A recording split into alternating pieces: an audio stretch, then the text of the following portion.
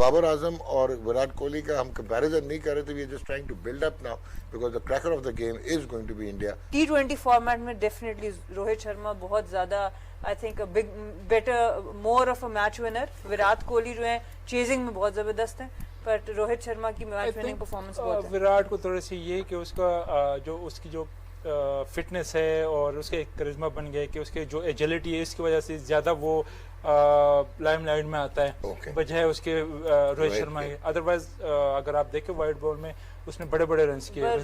Rohit definitely a better captain. Rohit definitely a better captain. जनाब good one. नहीं देखें, इस वक्त हम अगर बाबर की बात करें या रोहित की बात करें या विराट की बात करें तो ये they are world class player, मतलब इनकी अपनी अपनी एबिलिटी है, अपनी अपने स्किल्स हैं।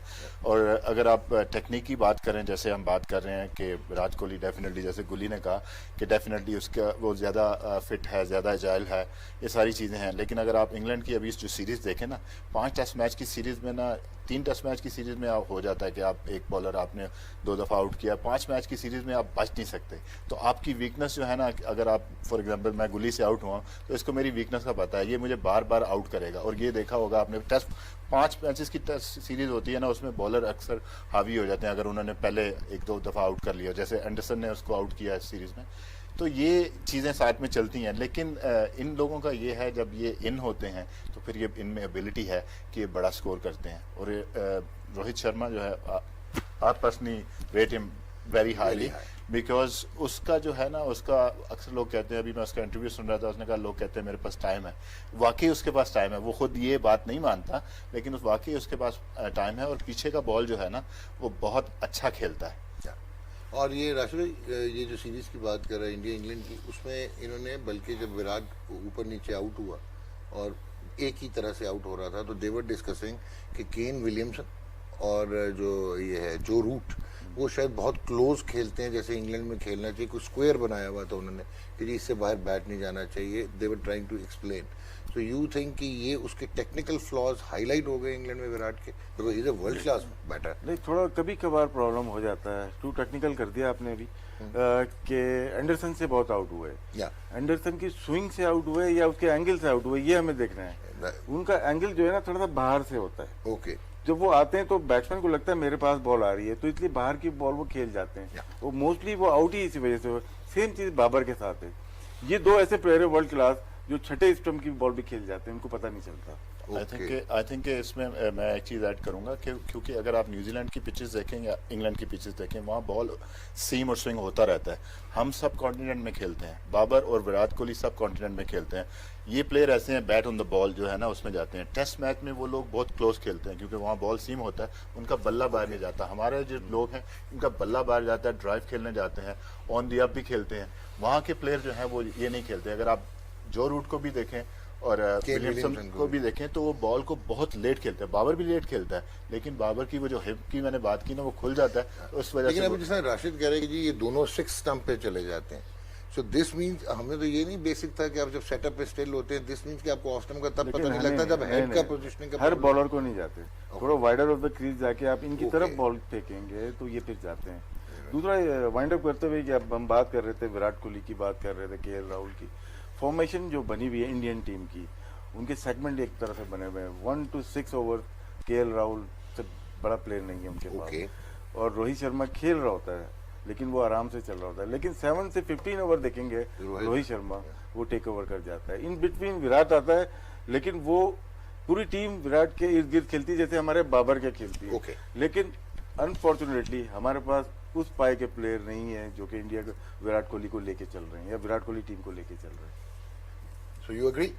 Or you want to add something कि I think हम सिर्फ बाबर अकेला रह गया है इस लाइनअप में? उसमें हम लोग मुझे ये फील होता है कि हमने मैनेजमेंट अच्छी नहीं की प्लेयर्स की। आज हम देख रहे हैं फयाज बट जो है वो चला गया ओमान खेलने, हैदर अली बेंच पे बैठा रह गया जो एक सबलाइन फॉर्म में है। तो आई थिंक हम लोग जो प्लेयर्स को डेवलपमेंट हम लोगों की है, टैलेंट हमारे पास पाकिस्तान में उतना ही मौजूद है जो इंडिया में है, पर डेवलपमेंट जो है प्लेयर्स को अंडर 19 पे अंडर 15 पे पिक करके फिर उनको कंटिन्यू करना, उसमें हम लोग बहुत बेहतर हो सकते हैं। हम शायद ऑन जॉब ट्रेनिंग कर रहे होते हैं जो पाकिस्तान खेलते हैं, वो सीखे सिखाए आते हैं, ये फर्क है।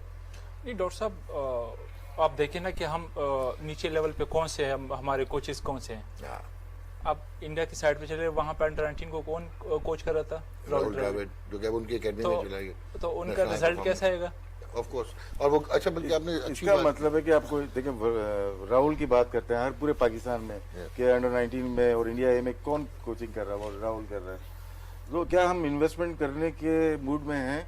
तो फिर ही करेंगे। 40 लाख इंडियन रुपीज लेता है, लोग पाकिस्तान के 80 लाख बनते हैं। Yeah. आपको आपकी पूरे बड़ी टीम के कोचिंग स्टाफ के पूरे सबको मिला के भी इतने नहीं बनते, तो फिर बात करें ना। आप इन्वेस्ट करना पड़ेगा आपको। बड़े प्लेयर जो टीवी पे बैठे हुए, बड़े बड़े चैनल पे बैठे, बड़े प्लेयर्स बैठे हुए हैं, क्योंकि पीसीबी उसको अफोर्ड ही नहीं कर सकती। ये रीजन है। जिनको अफोर्ड करते हैं उनको निकाल देते हैं, फिर वो दोबारा टीवी पे आ जाते हैं। थैंक यू यार, आप विराट कोहली का मैं इस पे मैं अभी जो बात की ना, इस पे देखें, जो इंडिया की बात कर रहे हैं ना आप, डेफिनेटली वहाँ पे राहुल द्रविड़ बैठा हुआ है, ठीक है, वो कोच कर रहा है, लेकिन राहुल द्रविड़ जो है ना अंडर 19 को कोच कर रहा है, लेकिन उनका जो नीचे का सिस्टम है ना वो भी तो चल रहा है। वो अंडर 19 में आके राहुल द्रविड़ के पास आ रहे हैं। राहुल द्रविड़ जो है ना उनके पास जाके वो नहीं ले रहा, लेकिन इसमें हमारा भी है कि हमने अपना जो है ना बेसिक देखें। अब सारी दुनिया बात करती है जी T20 फॉर्मेट में आपने शॉट्स खेलने हैं, ठीक है, आप देखें आपका बेस, अगर आप टॉप प्लेयर्स को देख लें दुनिया के जिनका हमने नाम लिया, ठीक है, इनकी बेस तगड़ी है, इनका डिफेंस तगड़ा है, ठीक है, फॉरवर्ड डिफेंस, बैकफुट डिफेंस तगड़ा है, इस वजह से ये अच्छे प्लेयर हैं। एंड देन अगर आपकी एक चीज सॉलिड है ना, हमें अपने बच्चों को अपने ग्रास रूट लेवल पे ये चीज सिखानी पड़ेगी, and then you can say okay go and express yourself. जाओ अब जाके ये एंजॉय करो, छक्के भी मारो, चौके भी मारो। हमारा उल्टा हिसाब हो गया, हम ये कहते हैं कि जी ये जाके करो, लेकिन डिफेंस नहीं है। जैसे राशिद भाई ने कहा कि मिनस टीम के लिए उनका डिफेंस होना चाहिए, यही चीज हमें अप्लाई करनी पड़ेगी अपने डोमेस्टिक लेवल पे अपनी चीजों को ठीक करने के लिए, कि आपको अपनी बेसिक का पता होना चाहिए, हमें ये नहीं है। मैं इसमें एक चीज ऐड करूंगा, जितने भी हमारे इस वक्त पाकिस्तान टीम में प्लेयर हैं, मैं अगर रमीज भाई ये बात सुन रहे हैं या कोई भी जो इस वक्त वहाँ पे है, मैं ये कहूँगा कि हमारे जितने भी प्लेयर हैं उनको लेवल 2 का कोर्स लाजमी करवाएं। ये नहीं कि उन्होंने कोच बनना है, एटलीस्ट इससे ये होगा कि उनको अपनी गेम की अंडरस्टैंडिंग हो जाएगी, उनको अपनी गेम का पता चल जाएगा कि मेरा क्या है। अब हम टीवी पे बैठे हैं, हम कह रहे हैं जी मैंने जैसे बाबर की बात की, उसका ये मसला है, ठीक है, अब बाबर सुन के हो सकता है मैं गलत हूँ, ठीक है, अगर बाबर सुन के ये लग जाए, अगर बाबर को पता होगा कि मेरी बेसिक क्या है, मेरी क्या है, तो वो मेरी बात सुन के अपना माइंड उस तरफ नहीं लेके जाएगा, उसको पता है कि उसकी सॉलिड बेस क्या है और क्या है। ठीक हो गया, जबरदस्त जनाब। Umar Gul, anything to add? एक स्लाइड देख लेते हैं और फिर जनाब वो विराट कोहली अगेंस्ट पेस दिखाएं, हमने पहले बाबर को देखा, और ये शायद राशिद आप एक्सप्लेन कर ही चुके हैं। इनके लास्ट 2 इयर्स में बाबर से कम चौके, मुझे ये बड़ी खुशी। लास्ट 2 इयर्स में मैच भी कम खेले ना ये भी है। और इन्होंने देखे, इनको प्रॉब्लम थी लास्ट ईयर, अगर आईपीएल देखते हैं प्रॉब्लम थी, इसलिए ये ओपन आ गए। इस साल ओपन किया उन्होंने, और एबी डिविलियर्स से ग्लव्स उतरवाए, फिर भी ये नहीं आ सके, जीत नहीं सके। एंड लेट्स सी, ये जो बाबर आजम और विराट कोहली का हम कंपैरिजन नहीं कर रहे थे, we are just trying to build up now, because the cracker of the game is going to be India versus Pakistan on 24th of October.